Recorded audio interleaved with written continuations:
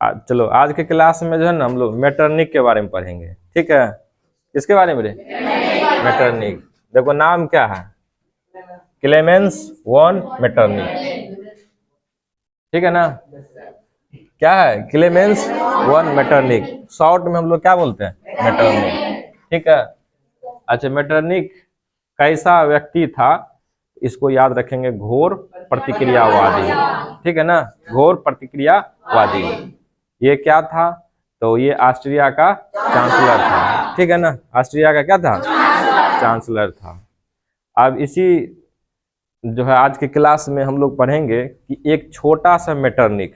ठीक है ना, हम पहले जो बचपन में मेटरनिक था उसके बारे में पढ़ेंगे, फिर पढ़ के वो बड़ा होता उसके बारे में पढ़ेंगे, फिर वो राजनीति में आया, ठीक है ना, चांसलर बना, उसके बाद क्या किया नहीं किया उसके बारे में हम लोग पढ़ेंगे। ठीक है ना, तो देखो ये घोर प्रतिक्रियावादी था, ये बचपन में कुछ देखा था। ठीक है ना, बचपन में कुछ देखा था, इस कारण से इसको क्रांति जो है ना अच्छा नहीं लगता था। ये क्रांति का क्या था? ये क्रांति का विरोधी था, क्रांति का विरोधी था। ठीक है ना, क्रांति के बारे में इसका कथन था कि क्रांति एक संक्रामक रोग है, कम्युनिकेबल डिजीज है। कम्युनिकेबल छुआछूत होता है ना, छूने से जो ट्रांसफर होता है, ऐसा बीमारी है। अगर एक व्यक्ति जो है क्रांति करने लगे तो देखा देखी में सब क्रांति करने लगेगा। ठीक है ना, ऐसी सोच ऐसी विचारधारा किसका था? मेटरनिक का। तो मेटरनिक के अनुसार क्रांति क्या है? एक संक्रामक रोग है, जिसे जल्द से जल्द ठीक कर देना चाहिए। ठीक करने का क्या होगा? कुचल देना चाहिए, क्रांति को कुचल देना चाहिए या उसका दमन कर देना चाहिए। ठीक है ना, समाप्त बोलो, समाप्त कर देना चाहिए मेटरनिक। अब ये बताओ वो क्रांति का विरोधी कैसे बन गया? वो बचपन में कुछ देखा था। ठीक है ना, वो बचपन में फ्रांस की क्रांति देखा था। किसकी क्रांति देखा था? कौन सी क्रांति? 1789 ईस्वी क्रांति। ठीक है ना, अब बताओ वो तो है कहाँ का? ऑस्ट्रिया का। ठीक है ना, वो कहाँ का है? ऑस्ट्रिया का। बात समझा ना, ऑस्ट्रिया का है, बात समझा ना। लेकिन उसका बचपन गुजरा कहाँ पर? जर्मनी में। बचपन कहाँ गुजरा? जर्मनी में। तो समझ गया, उसका संबंध दो देश से है, ऑस्ट्रिया से भी है, जर्मनी से भी है। ठीक है ना, लेकिन उसका बचपन कहाँ पर गुजरा था? जर्मनी में। बात समझा ना। और चांसलर कहाँ का बना? ऑस्ट्रिया का। तो वो क्या देखा था? तो वो 1789 ईस्वी की क्रांति को देखा था। लेकिन उसको क्रांति देखने से उसको क्यों घृणा हो गया क्रांति से? देखो ये बात समझो कि ये जो मेटरनिक है वो कुलीन परिवार से था। इसका जो है परिवार, खानदान किस परिवार से था? कुलीन। 1789 ईस्वी की क्रांति के दौरान क्या हुआ था? तो कुलीनों को मारा पीटा जाता था। कुलीन को जो विशेष अधिकार मिला था, और कुलीन जो है फ्रांस में सामान्य लोगों के साथ अच्छा व्यवहार नहीं करता था। ठीक है ना, था जब क्रांति शुरू हुआ था 1789 का, तो अब पलड़ा उल्टा इस पर भारी हो गया। ठीक है ना, अब क्या हो गया बताओ? अब यहाँ पर जो है फ्रांस की जनता जो है बदला लेना शुरू कर दिया। किससे रे? शासक से, कुलीनों से, पादरियों से। तो कुलीनों को जो है ना उस समय में क्या किया जाता था? मारा पीटा जाता था। किसी किसी को कुलीन को शासक की तरह काट भी दिया जाता था। किसी किसी के किसी किसी के कुलीन के ब्लड से, रक्त से रुमाल को भिगाया भी जाता था। ऐसा प्रथा था उस समय में, फ्रांस की क्रांति के समय में। सब कुलीन भागने लगा। कहाँ से रे? फ्रांस से। जहां जहां मौका मिला जिस देश में जाने का, वो देश में वो क्या करने लगा? भागने लगा, चल गया। ठीक है ना, इस चीज को कौन देखा था? मेटरनिक। होता है ना, कोई मेरी जाति का है तो थोड़ा सा भावना आ जाता है। ठीक है ना, कोई मेरे धर्म का है तो थोड़ा सा भावना आ जाता है। अब ये कुलीन परिवार से है, और कुलीन परिवार के लोगों को देख रहा है क्या किस प्रकार का जो है व्यवहार फ्रांस में क्रांतिकारियों ने कर रहा है। इस बात से उसको जो है ना क्रांति के जो है ना क्रांति का जो क्या बन गया? विरोधी बन गया। अब बात समझा ना। एक छोटा सा लड़का, समझ गया ना, मेटरनिक जब अपना पढ़ाई कर रहा था तो उन्होंने फ्रांस की क्रांति को पूरा देखा था। उन्होंने कुलीन परिवार के लोगों का हाल देखा था। एक होता है जैसा करनी, हाँ हाँ वैसा भरनी। तो पहले जो है कुलीन का जीवन मजे में था, ठीक है ना, वो अच्छा व्यवहार नहीं करता था। अब उसके संग अच्छा व्यवहार कौन नहीं कर रहा था? फ्रांस की जनता, क्रांतिकारी। तो क्रांतिकारी ऐसा व्यवहार किया था कुलीनों के संग, इसलिए जो है ना क्रांति के खिलाफ ये हो गया था, ठीक है ना। क्रांति के बारे में इसका कहना था कि ये एक संक्रामक रोग है जिसे जल्द से जल्द ठीक करना, उपचार करना क्या है? जरूरी है, ठीक है ना। एक छोटा सा बालक, उसके मन में जो है घृणा पैदा हो गया था, किसके प्रति रे? क्रांति के प्रति, ठीक है ना। बात समझा ना? कोई दिक्कत? थोड़ा सा भी दिक्कत नहीं? दिक्कत। अब फ्रांस की क्रांति हुई थी, ठीक है ना, फ्रांस का शासक बदला, ठीक है, बदला ना। लुई 16वां के बाद कौन आया? लुई 16वां के बाद जो है डायरेक्टरी शासन आया, उसके बाद नेपोलियन आया, ठीक है ना। अब नेपोलियन आया, नेपोलियन जब शासक बना तो जानवे करता है अपने विजय अभियान में दूसरे देश को रोंदा, ठीक है ना। दूसरे देश पर को जो है ना क्या किया, उस पर जो है विजय हासिल करके उस देश को अपने अधीन किया, ठीक है ना।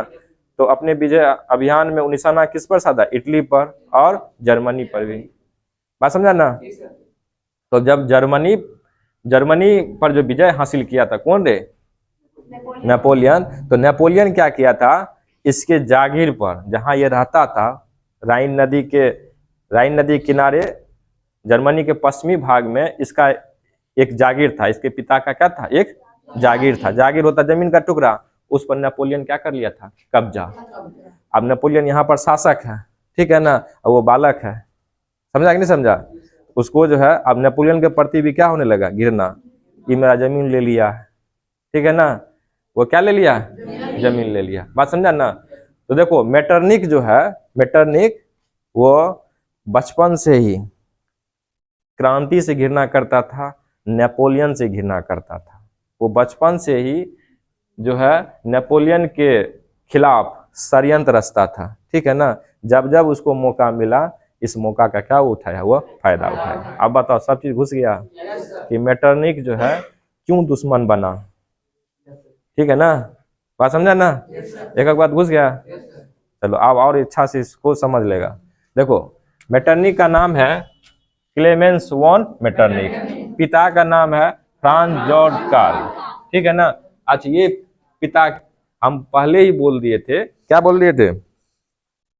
ये राइनिस रियासतों में ऑस्ट्रियाई दूत है, ठीक है ना, ऑस्ट्रियाई दूत है, ऑस्ट्रिया का दूत है। लेकिन ये किस रियासत में? राइनिस। देखो जर्मनी में राइन नदी है, ठीक है ना, उस राइन नदी के आसपास के क्षेत्र को क्या बोलेंगे? राइनिस रियासत। ये कहाँ पर है? जर्मनी में। तो बताओ ऑस्ट्रिया का दूत है, ठीक है ना, ऑस्ट्रिया का क्या दूत है, लेकिन रहता कहाँ पर है? जर्मनी के राइनिस रियासत में, राइनिस रियासत में। बात समझा ना? याद रखना, ऑस्ट्रिया का दूत है लेकिन राइनिस रियासत में रहता था, ठीक है ना। इसलिए ना बोले कि नेपोलियन का संबंध दो देश से है। इसका संबंध मेटरनिक का संबंध दो देश से है, ठीक है ना। जन्म तो उसका कहाँ पर हुआ? बताओ, जन्म तो उसका हुआ ऑस्ट्रिया में, ठीक है ना। जन्म कहाँ पे हुआ? ऑस्ट्रिया में। बात समझा ना? जन्म कहाँ पर हुआ? ऑस्ट्रिया में। लेकिन उसका बचपन, पढ़ना लिखना सब कहाँ पर हुआ? जर्मनी में। किस रियासत के आसपास? राइनी रियासत। याद रहेगा ना? कोई दिक्कत? बात समझा ना? तो देखो अब हम बता रहे हैं, थोड़ा समझना ध्यान से, ठीक है। बताओ ये जो है मेटरनिक का पूरा नाम है क्लेमेंस वॉन मेटरनिक, पिता का नाम है फ्रांज जॉर्ज कार्ल, राइनिस रियासत में ऑस्ट्रियाई दूत है, ठीक है ना। अब माता का नाम क्या है? ग्रेफिन। बात समझ ना? समझा कि नहीं समझा? अब ये बताओ, इसमें हम बताए थे, क्या बताए थे कि मेटरनिक जो है कौन था? तो मेटरनिक क्या था अभी हम बताएं, ऑस्ट्रिया का चांसलर, जो घोर प्रतिक्रियावादी था। जो घोर प्रतिक्रियावादी कहने का अर्थ क्या हुआ? जो परिवर्तन का विरोध करे, पुरातन व्यवस्था में विश्वास रखे। ठीक है ना, बात समझा ना। चलो अब उसके बाद ये समझना कि मेटरनिक कौन था। तो मेटरनिक के बारे में हम लोग समझ गए। इसका जन्म कहाँ पर हुआ था? इसका जन्म जो है कहाँ पर हुआ था? कहाँ पर? आस्ट्रिया के किस नगर में हुआ था? काबलेज नगर में हुआ था। किस नगर में रे? काबलेज नगर में हुआ था। याद रहेगा ना। अब ये बताओ काबलेज नगर में ईस्वी कब है? हाँ कब रे? 15 मई 1773। 15 मई 1773 याद रहेगा ना। तो यहाँ पर जन्म जो है याद रखना काबलेज। ठीक है, काबलेज में हुआ था। ये काबलेज जगह कहाँ पर है? कहाँ पर? ऑस्ट्रिया में। काबलेज जगह कहाँ पर है? ऑस्ट्रिया में। कब हुआ था जन्म? 15 मई 1773 में हुआ था। ठीक है, 1773। जानता है एक साल बाद जो है लुई 16वां शासक बना था। कब से कब तक बना था रे बताओ? 1774 से 1792 तक। ठीक है ना। 1700 ये है किसका? लुई 16वां का। लुई 16वां, बात समझा ना। ये है लुई 16वां का। 1774 से 1792। अच्छा काबलेज जो है वो कहाँ पर है? ऑस्ट्रिया में। कब जन्म लिया था? 5 मई 1773 में। ठीक है ना, याद रहेगा ना। अपनी पढ़ाई लिखाई जब अपनी पढ़ाई लिखाई कर रहा था उसी समय जो है उन्होंने कुलीनों की दुर्दशा को देखा था। ठीक है ना। कब रे? किस क्रांति के दौरान? फ्रांस की क्रांति के दौरान। फ्रांस की क्रांति के दौरान जो है कुलीनों के संग बुरा व्यवहार किया जा रहा था। ठीक है ना। हम बोले भी थे कि उसके सिर को काट कर अब रुमाल से भिंगाया जाता था, ऐसी प्रथा फ्रांस में थी। अब जब कुलीन इस डर से भाग रहा था इसी पूरा जो है घटना को कौन देखा था बचपन में? मेटरनिक। तो मेटरनिक जो है इस कारण से क्रांति का वो जो है ना क्या घोर विरोधक बन गया। ठीक है ना, बात समझा ना। प्रबल विरोधी बन गया। ठीक है ना, याद रहेगा। तो पहला ये बताओ, ये जो है क्रांति का देखो तो ये जो क्या बन गया? क्रांति का विरोधी। क्यों बना था? क्योंकि ये जो है किस चीज से है? कुलीन से। अब कुलीनों के संग अच्छा व्यवहार नहीं किया गया था। किस क्रांति के दौरान? 1789 क्रांति के दौरान। ठीक है, बात समझ गए ना। अब देखो वो कैसे क्रांति और नेपोलियन का विरोधी बना। अब हम बोले हैं कि जब फ्रांस का शासक बना कौन रे? नेपोलियन बोनापार्ट, तो अपने विजय अभियान में दूसरे देश पर चढ़ाई करना शुरू कर दिया। ठीक है ना। जब जर्मनी की बारी आई, समझ गए ना, जब जर्मनी की बारी आई तो राइन नदी के किनारे जर्मनी के पश्चिमी भाग में नेपोलियन बोनापार्ट ने उस क्षेत्र को क्या कर लिया था? कब्जा में कर लिया था। उस क्षेत्र को जैसे नेपोलियन बोनापार्ट कब्जा में किया था, उसी क्षेत्र में किसका जागीर था? उसके पिता का, मेटरनिक का पिता का। तो मेटरनिक का पिता का जागीर पर भी कब्जा कौन कर लिया था? Napoleon Bonaparte. इस कारण से जो है नेपोलियन से गिरना कौन करने लगा? मेटरनिक। ठीक है ना। तो देखो वह कैसे क्रांति और नेपोलियन का विरोधी बना था। नेपोलियन का विरोधी इसलिए बना क्योंकि नेपोलियन ने क्या किया था? इसके जागीर को अपने अधीन कर लिया था। ठीक है ना। हम तुम लोग को बताए थे जर्मन राइन राज्य का गठन किसने किया? Napoleon Bonaparte. जब जर्मनी जो है 300 से अधिक खंडों में विभाजित था, ठीक है ना, 300 से अधिक खंडों में विभाजित था, तो नेपोलियन ने उस पर विजय हासिल करके 39 राज्यों का एक संघ बना दिया जिसे जर्मन राइन राज्य कहते हैं। और जब ऐसा किया तो उन रियासतों पर कब्जा किसका हो गया? नेपोलियन का। तो नेपोलियन जो है इसके जागीर पर भी क्या कर लिया था? कब्जा। इस कारण से अब इसको लगा कि मेरे जागीर पर कब्जा कर लिया, ठीक है ना, इस कारण से वो इसका जो है क्या बनने लगा? विरोधी बन गया। आप बताओ कुछ समझ में आया? कोई दिक्कत? बात समझा ना। आप देखो नेपोलियन जब अपनी पढ़ाई लिखाई, मान लो नेपोलियन जब अपनी पढ़ाई लिखाई क्या कर लिया? कंप्लीट किया, ठीक है ना, पढ़ाई लिखाई क्या किया, कंप्लीट किया, तब उसका जो है विवाह, ठीक है ना, ऑस्ट्रिया का चांसलर की बेटी के संग होता है। ऑस्ट्रिया का चांसलर का क्या नाम है, प्रिंस कालिट्स। देखो देखो क्या नाम है, प्रिंस, ठीक है ना। देखो इसके पुत्री के संग, ठीक है, प्रिंस कालिट्स के पुत्री के संग किसका विवाह होता है, मेटरनिक का। अब नेपोलियन बोनापार्ट आएगा रे, वो तो ठीक है ना, हम बोले हैं नेपोलियन का बोले थे। अभी बायोग्राफी किसका चला, मेटरनिक का। तो प्रिंस कालिट्स से जो है किसका विवाह होता है, प्रिंस कालिट्स के बेटी से किसका विवाह होता है, मेटरनिक। प्रिंस कालिट्स क्या है, ऑस्ट्रिया का चांसलर है, ठीक है। अब ये बताओ उसका अब वो ऑस्ट्रिया का क्या बन गया, दामाद, ठीक है ना। अब जो है ऑस्ट्रिया का वो क्या बन गया, दामाद बन गया।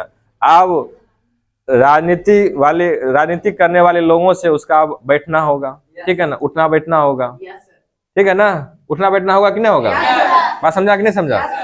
उठना बैठना किसके संग होगा, राजनीति करने वाले लोगों से, क्योंकि जो है देखो जो है ऑस्ट्रिया के चांसलर की बेटी से उनका शादी हुआ है, बड़ी हस्ती की बेटी के संग उसका शादी हुआ, तो इसलिए जो है अब उसका कौन सा जीवन शुरू होता है, राजनीतिक जीवन। अब उसका कौन सा जीवन शुरू होता है, राजनीतिक जीवन शुरू होता है, याद रहेगा ना, राजनीतिक जीवन शुरू होता है।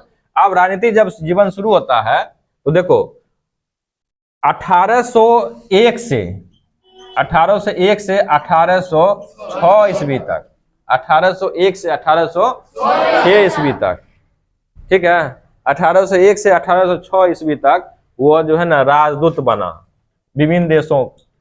कौन सा पद पर गया रे, राजदूत, ठीक है। ये जो है ना एम्बेसडर बना, ठीक है। आप देखो राजदूत बना, ठीक है, बात समझा ना। विभिन्न ये जो है ना विभिन्न देशों के लिए जो है ना, विभिन्न देशों के लिए कौन से पद पर कार्य किया, राजदूत। राजदूत समझ गए ना, राजा का दूत हुआ। ये क्या करेगा बताओ, ये जो है ना संदेश, समझ गए ना, संदेश एक देश से दूसरे देश पहुंचाएगा और दो देशों के बीच जो है ना शांति संबंध स्थापित करने में मदद करेगा, ठीक है ना। एक राजदूत का काम यही ना होता है। एक राजदूत क्या क्या करता है, अगर मान लो कोई भारत का राजदूत है, वो दूसरे देश में जाएगा, दूसरे देश में भारत किस प्रकार से उसके संग बर्ताव करना चाहिए इसके बारे में बताएगा, शांति संबंध स्थापित करेगा, ठीक है ना। ये संदेश का प्रसार करता है, ठीक है, दूसरे देश में जाके, समझ गए ना, संबंध स्थापित करने में मदद करता है। तो बता, समझ गए ना। तो इसका करियर समझ गया ना, 1801 से 1806 में राजदूत के पद पर जो विभिन्न देशों के लिए काम किया, ठीक है ना। विवाह के बाद याद रहेगा, कोई दिक्कत थोड़ा सा भी। आप देखो अब ये धीरे धीरे जो है अपनी मेहनत के बलबूता आगे बढ़ते गया, ठीक है ना, मेहनत के बलबूता आगे बढ़ते गया। और 1809 समझ गया ना, 1809 से 1848, ये 1809 ईस्वी में जो है वो क्या बना, चांसलर। चांसलर को अभी के अनुसार क्या बोलते हैं, पीएम, ठीक है ना, अभी के अनुसार क्या बोलते हैं, पीएम, ठीक है ना, प्रधानमंत्री बोलते हैं, ठीक है ना। उस समय का वो समझ लो क्या बन गया, प्रधानमंत्री बन गया, ठीक है ना। अपना लोग के देश में देखो 3 गो का बेसी चलती रहता है, एगो पीएम, सीएम, एगो डीएम, सब में एम लगल है ना, समझा ना, पीएम, सीएम और डीएम। एएम रहे या पीएम, समझ गया ना, पीएम, डीएम और सीएम का चलती रहता है। देश में पीएम का, राज्य में सीएम का और जिला में डीएम का, ये सब का चलती रहता है। अब ये क्या बन गया, पीएम, ठीक है ना, प्रधानमंत्री बन गया, ठीक है ना। अब प्रधानमंत्री बना, ठीक है ना, ऑस्ट्रिया का ये चांसलर बन गया, प्रधानमंत्री बन गया। तो अब ये 1809 से 1848 में ये क्या किया, तो ये जो है क्या किया बताओ, ये विदेशी मामलों का जो है मंत्री के रूप में काम किया है, विदेशी मामलों के मंत्री, देश के अंदर क्या हो रहा है उससे मतलब ज्यादा क्या रखना है कि विदेश में क्या हो रहा है, यूरोप में क्या हो रहा है, ठीक है, यूरोप में क्या हो रहा है, इस पर जो है नजर रखना शुरू कर दिया।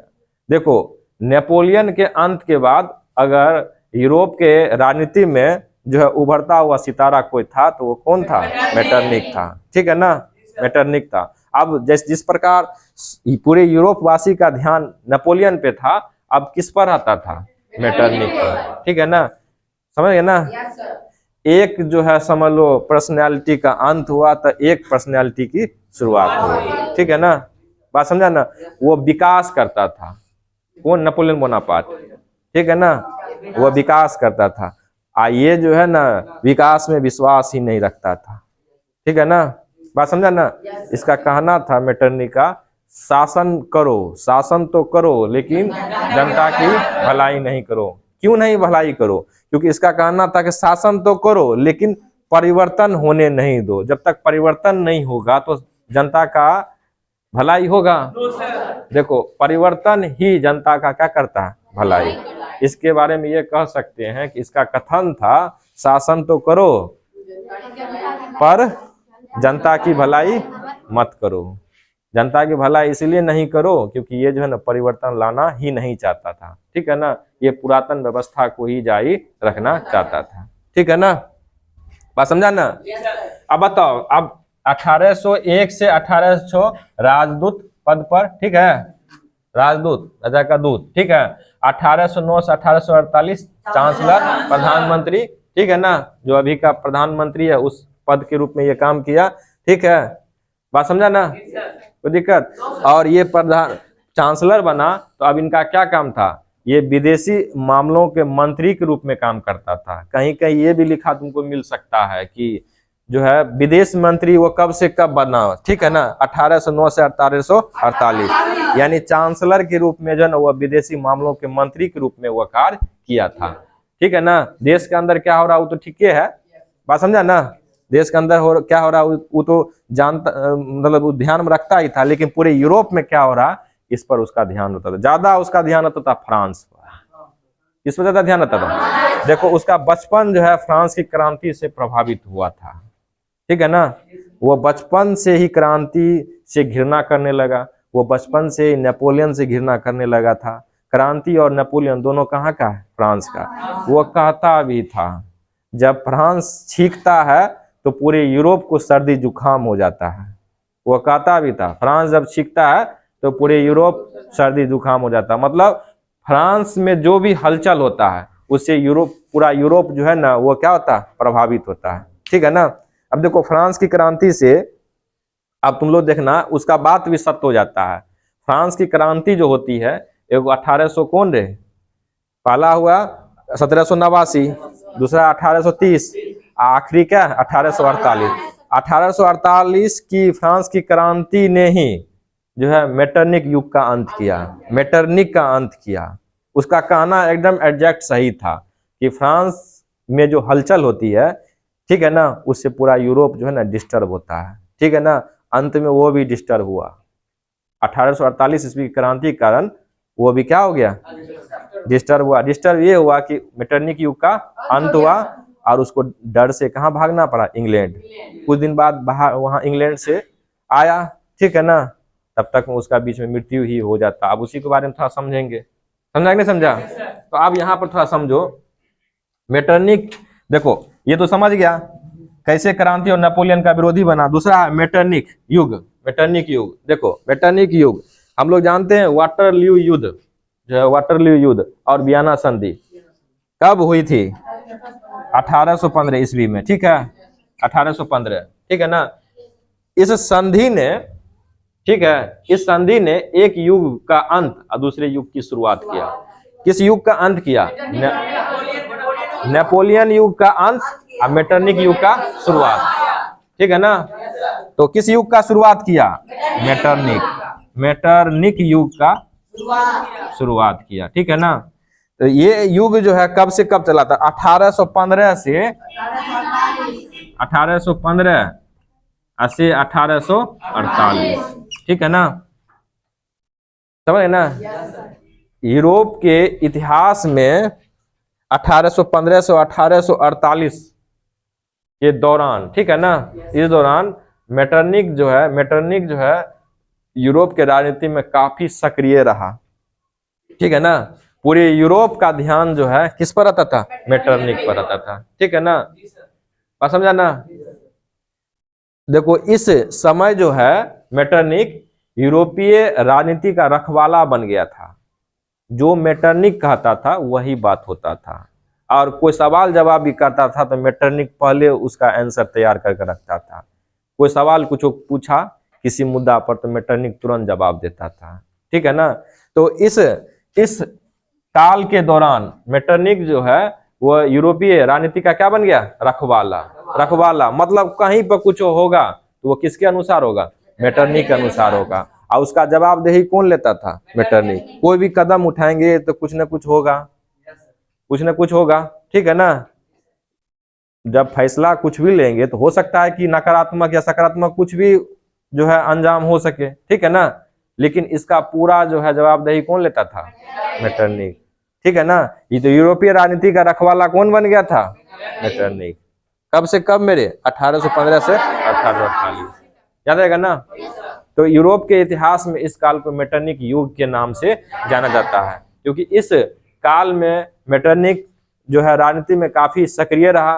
पूरे यूरोप का ध्यान जो है मेटरनिक पर रहता था, ठीक है ना। पूरे यूरोप का ध्यान किस पर रहता था? मेटरनिक। और इस काल के दौरान ऐसा कहा जाता है कि जो है ना यूरोप के राजनीति का रखवाला कौन था? मेटरनिक था, ठीक है ना। उसी के अनुसार हर कुछ होता था।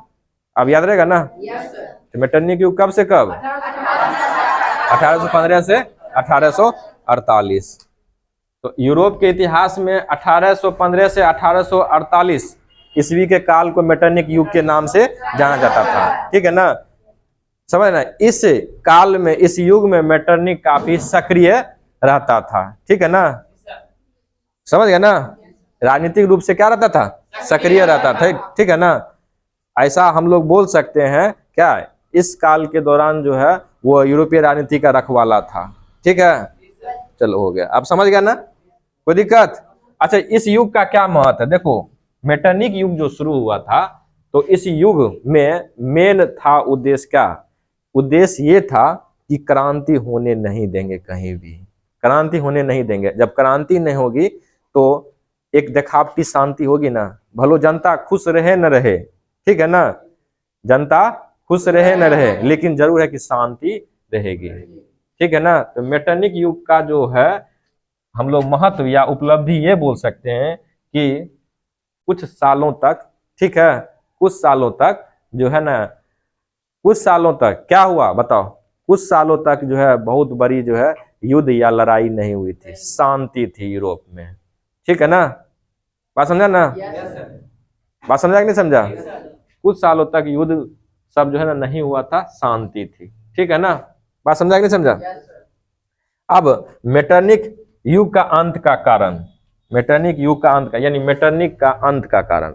अब ये बताओ ध्यान से, मेटरनिक मान लो प्रतिशोध हो या कुलीन होने के नाते कुछ भी अगर कर रहा है, वो अपना मान लो जायज है नाजायज है उतना हम लोग नहीं जानते हैं, ठीक है, समझा ना। मान लो उसके जागीर को कब्जा कौन कर लिया था? नेपोलियन। इस कारण से वो नेपोलियन से दुश्मनी रखा, ठीक है ना।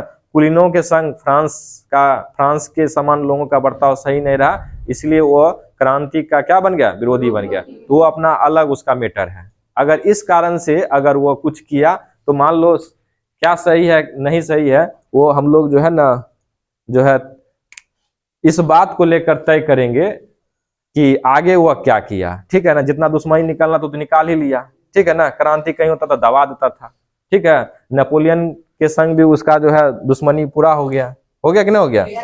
लेकिन अब वह जनता को खुश रखना चाहिए ना। अब ऑस्ट्रिया का चांसलर है, बड़े ओहदा पर है, अब वो ऑस्ट्रिया को खुश रखेगा कि नहीं रखेगा?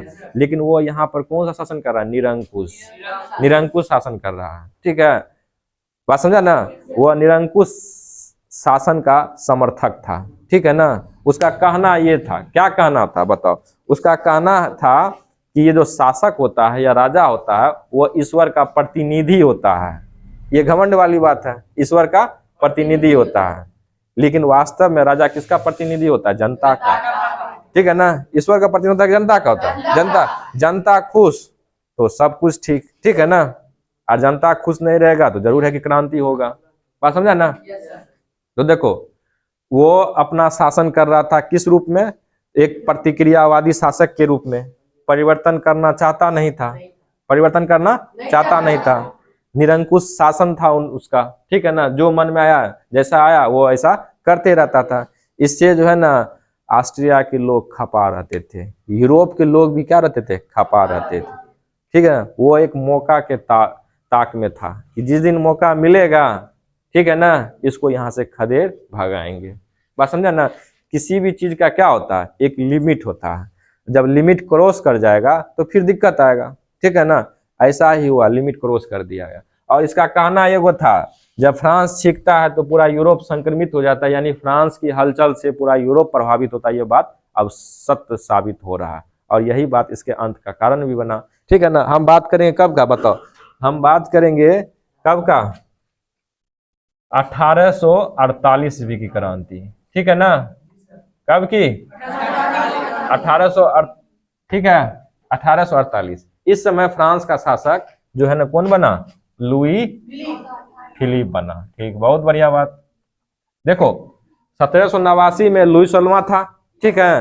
30 में चार्ल्स दसम आएगा। 30 का पढ़ाई आप करेंगे, कल से करेंगे, ठीक है ना। 30 जो है, 30 में कौन आता है? चार्ल्स दसम आता है, ठीक है। 48 में कौन आता है? लुई फिलिप, ठीक है ना। लुई फिलिप आता। अब ये भी शासक अच्छा नहीं है, ठीक है। लुई फिलिप भी शासक क्या अच्छा नहीं है। इसका भी सांठगांठ किसके संग है? मेटरनिख के संग है, ठीक है ना। मेटरनिख के संग। जब फ्रांस में लुई फिलिप के शासन से जनता परेशान हो गया था तो 1848 ईस्वी में क्या किया था? क्रांति, ठीक है ना। क्रांति किया था, समझा ना। जब जनता ने लुई फिलिप को उखाड़ फेंका, ठीक है ना, समझ गया ना, उखाड़ फेंका, समझ गया ना, शासक के पद से, तो इस बात को देखकर सुनकर जो है ना मेटरनिख डर गया, क्योंकि मेटरनिख को पता था कि फ्रांस में जो कुछ होता है उसका असर दूसरे देश पर पड़ता है। बात समझा ना, दूसरे देश पर पड़ता है, ठीक है ना। तो मेटरनिख को जब 1848 ईस्वी की क्रांति का पता चला, ठीक है ना, जब लुई फिलिप का अंत का पता चला कि अब उसको जो है वहां की जनता ने उखाड़ फेंका, वहां से हटा दिया, अब लुई फिलिप जो है अब राजगद्दी पर नहीं है, ठीक है ना, अब राजगद्दी पर विराजमान नहीं है। अब उसको लगा कि अब मेरे संग भी कुछ न कुछ होने वाला है, ठीक है ना। तो इस बात का पता जनता को भी चला, ऑस्ट्रिया के जनता को भी चला, ठीक है ना। आप देखो ये जो महल है वियना, ठीक है ना, ऑस्ट्रिया का राजधानी क्या है? वियना। अब वियना में महल है जहाँ पे मेटरनिख सब रहता है, ठीक है ना। वहां जो है वहां पर जो है ऑस्ट्रिया की जनता ने उसे क्या कर लिया? घेर लिया, ठीक है ना। क्या कर लिया? घेर लिया। बात समझा ना। घेर लिया। अब जो है नारा देने लगा, किसके खिलाफ देने लगा नारा? मेटरनिख का। तुम पद छोड़ो, इस्तीफा दो, ठीक है, तुम पद छोड़ो, इस्तीफा दो, तुम्हारा अच्छा नहीं होगा, ठीक है। धमकी देने लगा, नारा देने लगा। बात समझा ना। ये पूरा डर गया। ये बोला अब हम बूढ़ा हो गए हैं, अब हम क्या शासन उसन करेंगे अपने लोगों सहयोगों के संग। बोला अब हम बूढ़ा हो गए हैं, हम अब राज नहीं करेंगे, ठीक है। अब हम जो है ना इस्तीफा देने वाले। वो तुरंत क्या किया? इस्तीफा दिया, ठीक है। उसके बाद डर के वो कहाँ भाग गया? इंग्लैंड। जब भी कोई भी शासक, समझ लो, जब भी कोई शासक, अब तुम लोग इसमें भी पढ़ेगा, फ्रांस का भी जो शासक है जो डरा वो इंग्लैंड भागा, ठीक है ना। जो भी डरता कहाँ भागता था? इंग्लैंड। ये भी जो है कहाँ भागा? इंग्लैंड भागा। कब रे? 1848 में। बात समझ में आ गया ना। अब इंग्लैंड जब माहौल ठीक हुआ, अब इंग्लैंड से वापस आया, ठीक है ना। उसके बाद उसकी मृत्यु 11 जून, कब रे? 11 जून 1859 में इसकी मृत्यु हो गई, ठीक है ना। अब बताओ मेटरनिख पूरा समझ गया? कहीं कोई दिक्कत? थोड़ा सा भी? चलो छोटा सा में थोड़ा सा भी समझ लो, थोड़ा सा समझ ये ले लो। देखो चांसलर कहाँ का था? ऑस्ट्रिया का। रहता हुआ कहाँ था? जर्मनी में। कौन रियासत में रहता था? राइनिश रियासत। उसका पिताजी राइनिस रियासत का क्या था? ऑस्ट्रियाई दूत था। उसका पिता ऑस्ट्रिया का था, लेकिन जो है ना रहता कहाँ पर था? राइनिस रियासत में। याद रहेगा ना। पिता का नाम फ्रांज जॉर्ज कार्ल था, माता का नाम ग्रेफिन। ठीक है ना। राइन नदी के किनारे जर्मनी के पश्चिमी भाग में जागीर था। किसका जागीर? जागीर मतलब जमीन का टुकड़ा। किसका था जमीन का टुकड़ा? मेटरनिक का। छोटा सा बालक जो मेटरनिक था उसका था। ठीक है। लेकिन उस पर किसका कब्जा हो गया? नेपोलियन। तो नेपोलियन से उसको जो है ना इस बात को लेकर गिरना होने लगा। अब फ्रांस की क्रांति के दौरान कुलीनों के संग बुरा व्यवहार किया। हम बोले ना, कुलीन के संग ऐसा प्रथा था कि उसको जैसे लुई सलमान को नहीं काट के उसका रुमाल से भिंगा के रखता था, ऐसा ही बात कुलीन के संग किया जाता। कुलीन डर से भाग रहा था। ठीक है ना। सब भागता फिरता रहता था। ठीक है ना। इस चीज को देख कर जो है समझ लो घृणा होने लगा। तो उनको किन चीज से? क्रांति से। क्रांति के बारे में था ना एक कथन कि एक कम्युनिकेबल डिजीज है, कम्युनिकेबल डिजीज है, एक संक्रामक रोग है जिसे अतिशीघ्र उपचार करना जरूरी है। ठीक है ना। संक्रामक रोग है कौन सी रे? क्रांति। इसका जल्द से जल्द उपचार करना जरूरी है। बात समझा ना? कोई दिक्कत? ठीक है। तो वो बचपन से ही दो चीज को घृणा करता था, एक क्रांति, दूसरा नेपोलियन। ठीक है ना। क्रांति के संग वो कैसे बदला लिया? जहां क्रांति होता था उसको किसी प्रकार से वो दबाना चाहता था, कुचलना चाहता था। नेपोलियन का जो वो अंत कर ही दिया। ठीक है ना। वियना कांग्रेस, वियना संधि में नेपोलियन को जो है संत हेलेना पर भेजवा दिया था। ठीक है ना। बात समझा ना? आप देखो हम लोग उसका करियर जानेंगे। पढ़ाई लिखा वो किया। ठीक है ना। पढ़ाई लिखाई किया, उसके बाद उसका शादी हो जाता है किससे? बताओ। ऑस्ट्रिया के चांसलर। उसका नाम क्या है? प्रिंस कालिट्स की पुत्री से। ठीक है ना। शादी हो जाता है। शादी होने के बाद उसका कौन सा जिंदगी शुरू होता है? राजनीति। ठीक है ना। राजनीति। अब धीरे धीरे उसका अहदा बढ़ता है। अब वो क्या बन जाता है? बताओ। राजदूत। राजदूत का काल कब से कब है? हाँ, विभिन्न देशों के लिए राजदूत पद पर यह कार्य करता है। राजदूत बता ही दिए थे, एक देश का संदेश दूसरे देश ले जाता है, संबंध स्थापित करता है। ठीक है ना। शांति बनाए रखने में मदद करता है। ठीक है। याद रहेगा ना? बात समझा ना? अब आगे ये बताए थे, क्या बताए थे कि ये जो है चांसलर कब बना था? बताओ। 1800 किसमें? 9 में। कब तक बना रहा? 48। क्योंकि 1809 में 1848 में जब फ्रांस की क्रांति हुई, लुई फिलिप के शासन का अंत हुआ, ये भी क्या हुआ? डर से इंग्लैंड भाग गया। ठीक है ना। जब आया, अब इंग्लैंड जब भाग रहा था, बोला था कि उसके बाद अब हम बूढ़ा हो गए हैं, अब हम शासन करने लायक नहीं है। ठीक है ना। इसलिए हम इस पद से इस्तीफा दे रहे। उसके बाद वो कहाँ भाग गया था? इंग्लैंड से आया। तब उसकी मृत्यु कब जाती है? 11 जून 1859 में। ठीक है ना। ठीक है ना। इसका कथन फ्रांस से संबंधित क्या था? जब फ्रांस छींकता है तो पूरा यूरोप संक्रमित हो जाता है, यानी पूरा यूरोप को सर्दी जुकाम हो जाता है। ठीक है। याद रहेगा ना? आप बताओ। कोई भी अब लिखेगा ना भर पेट, कोई दिक्कत होगा? मेटरनिक के बारे में कितना लिखना नहीं लिखना है, कोई लिमिट है? कोई दिक्कत थोड़ा सा भी नहीं है। तो कल तुम लोग क्या पढ़ेगा? 1830 ईस्वी की क्रांति। चलो ठीक है।